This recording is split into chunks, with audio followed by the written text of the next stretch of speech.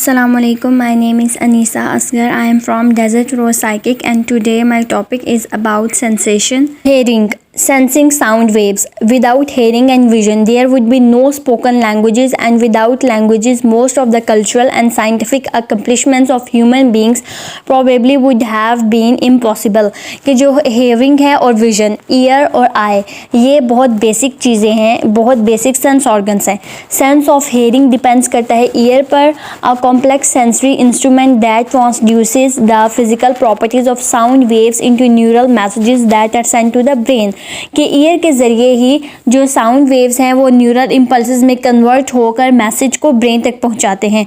Neural impulses जो हैं वो ईयर से सबसे पहले इंटरप्रेट होती हैं टेम्पोरल लोब में जाके, जो कि ऑडिटरी एरिया है, और फिर वो फॉरवर्ड करते हैं दूसरे पार्ट्स ऑफ ब्रेन को एडिशनल इंटरप्रिटेशन के लिए. Characteristics of sound. The sound that we hear around us is the type of energy made by the vibration that travels through the air or any other medium and can be heard when it reaches a person's ear. So basically sound helps us to communicate with the other person. जैसा कि हम musical instruments को सुन सकते हैं, tabla, flute, guitar को vibration के ज़रिए. सो characteristics of sound में पिच है, लाउडनेस है and quality. Pitch is a characteristic of sound by which a correct note can be distinguished from a grave or a flat note. जो pitch है इससे हम लोग डिफ्रेंशिएट कर सकते हैं कि हाई इंटेंसिटी क्या है और लो इंटेंसिटी क्या है. We can identify a female and male voice without seeing them. कि पिच के ज़रिए हमें पता चलता है कि ये मेल की वॉइस है, फीमेल की वॉइस है. जैसे कि जो मेल्स की वॉइस है वो थोड़ी भारी होती है, लेकिन जो फीमेल्स की वॉइस है वो थोड़ी सॉफ्ट होती है, थोड़ी हल्की होती है. तो टर्म पिच जो है ये ज़्यादातर म्यूज़िक में यूज़ की जाती है. पिच जो है वो साउंड वेव्स की फ्रीक्वेंसी पर डिपेंड करती है. एक ऐसा नोट वो म्यूज़िक में ये टर्म यूज़ होती है. एक ऐसा नोट जिसमें हायर पिच है उसकी फ्रीक्वेंसी भी हाई होगी, और एक ऐसा नोट जिसकी लो फ्रीक्वेंसी है उसकी पिच भी लो होगी. For example, when a baby speaks something his her voice has a higher frequency. So in case of a baby the pitch is higher than the pitch of a man. The sound with a high frequency is called as shrill. Then number 2 है loudness. The loudness is a sensation of how strong a sound wave is at a place. कि जो sound wave है वो कितनी strong है. It is always a relative term and is dimensionless quantity. Loudness जो है ये डेसिबल में मेजर की जाती है. Then quality. The word timbre also describes the term quality as different sources produce different sounds. The timbre helps us to distinguish between them. कि जो different sounds हैं उनकी वजह से, डिफरेंट सोर्सेज की वजह से हमें डिफरेंट साउंड सुनने को मिलती हैं. सो जो क्वालिटी है वो उनमें डिफरेंस करती है. साउंड ऑफ गुड क्वालिटी जो है, हमें कोई चीज़ अच्छी लगे, अच्छा सॉन्ग लगे तो हम उसको बार बार सुनते हैं क्योंकि वो हमें अच्छा लग रहा है. Instruments are of different shapes and size and they produce different harmonics of loudness, hence their sound can be easily distinguished. हमें पता चल जाता है कि ये गिटार की साउंड है उसकी क्वालिटी से, उसकी आवाज़ से, ये फ्लूट की है, ये तबला की है, इस तरह. स्ट्रक्चर ऑफ द ईयर, के ईयर कैसा होता है. सो पहले हमें उसका एक पिन्ना यहाँ पे शो हो रहा है. पिन्ना वो पार्ट है जो विजिबल है, जो हमें शो हो रहा है. देन ऑडिटरी कैनाल है, ईयर ड्रम है, देन बोन्स हैं 3 टाइप्स की, then semi circular canals, cochlea है, यूस्टाशियन ट्यूब है, ऑडिटरी नर्व है. आउटर ईयर उस पार्ट को कहते हैं जो कि बाहर की तरफ है, जो नज़र आ रहा है. इसकी 2 तरह से इसको सब डिवाइड किया गया है. फर्स्ट है पिन्ना और ऑरिकल एंड सेकंड है एक्सटर्नल ऑडिटरी कैनाल और ट्यूब, इस तरह. सो पिन्ना और auricle, it is the part that is visible from the outside, जो हमें बाहर से नज़र आ रहा है. ये हेड की साइड की तरफ होता है और ये हेल्प करता है साउंड को कलेक्ट करने में बाहर से, और फिर उसको सेंड करता है ईयर कैनाल की तरफ. ये इनिशियल स्टेज है हेयरिंग प्रोसेस की. सो ये प्रोसेस होता है पिन्ना से और इसको कहते हैं साउंड आइसोलेशन. देन है एक्सटर्नल ऑडिटरी कैनाल और ट्यूब.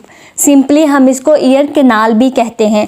देन टिम्पैनिक मेम्ब्रेन है, इसको हम ईयर ड्रम कहते हैं. ये डिवाइड करता है आउटर ईयर और मिडल ईयर को. मिडल ईयर में ऑसिकल्स होते हैं। ये small narrow air filled cavity है। इसमें 3 सेट ऑफ बोन्स है जो कि डिफरेंट फंक्शंस परफॉर्म करते हैं। सो इन बोन्स में सबसे पहले है malleus, then incus and then stapes. This section of the middle ear is very important. ये बहुत इंपॉर्टेंट भी है और ये सेंसिटिव भी है क्योंकि ये डिफरेंट शेप्स का होता है। इसमें डिफरेंट एयर स्पेसेस होती हैं। ये ट्रांसफ़र करता है सिग्नल्स को इनर ईयर से आउटर ईयर की तरफ और आउटर ईयर से इनर ईयर की तरफ। आल्सो जो स्टेप्स है वो स्मॉलेस्ट बोन है इंटायर ह्यूमन बॉडी में। Another highlight of this part is it navigates the infections to travel in the ear. Then Eustachian tube, ये अनदर सब डिवीजन है मिडल ईयर की। It helps to equalize the air pressure between the inner and outer surfaces of the eardrum. Inner ear, labyrinth is the scientific name of the inner ear. ये inner ear का एक scientific नाम है। सो ये main hearing organ है और ये perform करता है फंक्शंस को ह्यूमन ईयर को, जैसे कि हेयरिंग और बैलेंसिंग को। इसके डिफरेंट सब सेक्शंस हैं जिसमें द कोक्लिया। कोक्लिया एक स्नेल शेप टाइप है ऑर्गन और ये हेल्प करता है हेयरिंग एक्टिविटी में, सुनने में। The vestibule and semi circular canals are filled with fluids like different chambers. All these bony structures maintain a balanced function. In this way, we can explain the structure of the ear that receives sound signals from the outer ear.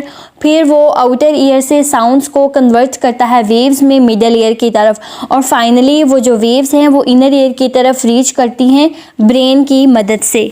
Function of year, sense organ year जो है वो 2 major functions perform करता है। पहला hearing, सुनने में help करता है, और दूसरा बॉडी को बैलेंस करने में। Hearing major function human ear का है हेयर, वो ईयर ड्रम से होता है। सो जब ईयर ड्रम वाइब्रेट करता है ऑटोमेटिकली, सो वो साउंड सिग्नल्स को रिसीव कर रहा होता है। मिडल ईयर में 3 बोन्स होती हैं और स्टेप्स होते हैं, आर वन अमंग देम। सो वो स्मॉलेस्ट बोन है इंटायर बॉडी में, वो साउंड वेव्स को पास करती हैं इनर ईयर में, और वो स्मॉलेस्ट बोन है स्टेप्स। देन नंबर 2 था इसका बैलेंस। जैसे कि हमें पता है बैलेंस का मतलब है neutralizing the situation. So here the ear needs to hear the sound from its inner part and respond with other sense organs and follow the rules of the cerebrum and cerebellum, which are the parts of the human brain. All the tasks should be done properly in parallel. Whole process is nothing but balancing. The internal structure of the ear also performs all their duties in a balancing way. कि जो year है वो वही rules को follow करता है जो कि सैरिब्रम और सैरिबेलम उनसे देता है, और जो सैरिब्रम और सैरिबेलम है ये ब्रेन के पार्ट्स हैं और वो बॉडी को बैलेंस करने में हेल्प करते हैं। सो ईयर जो है वो भी बॉडी को बैलेंस करने में हेल्प करता है। मैकेनिज्म ऑफ हेयरिंग कि ईयर काम कैसे करता है। सो नंबर 1 है पिन्ना, जो है जो कि एक्सटर्नल पार्ट है, विजिबल हैं, वो रिसीव करते हैं साउंड वेव्स को और वो टिम्पैनिक मेम्ब्रेन की तरफ जाते हैं।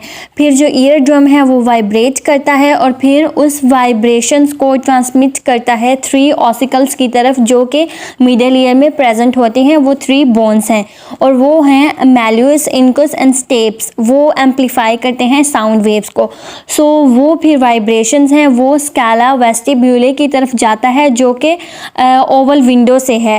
देन फिर pressure waves get transfer to the endolymph of scala media and reach basilar membrane and then to perilymph of scala tympani. This movement of fluid is facilitated by the round window present at the end of scala tympani. कि जो year है सबसे पहले जो pinna है उसे sound waves जाएंगी, फिर वो 3 ऑसिकल्स की तरफ जाएंगी, फिर ईयर ड्रम से वो वाइब्रेट करेंगी और फिर वो आगे ओवल विंडो से क्रॉस करते हुए वो फिर ब्रेन की तरफ जाएंगी और फिर ब्रेन सिग्नल करेगा कि इस आवाज़ पे हमें क्या रिस्पॉन्स देना है।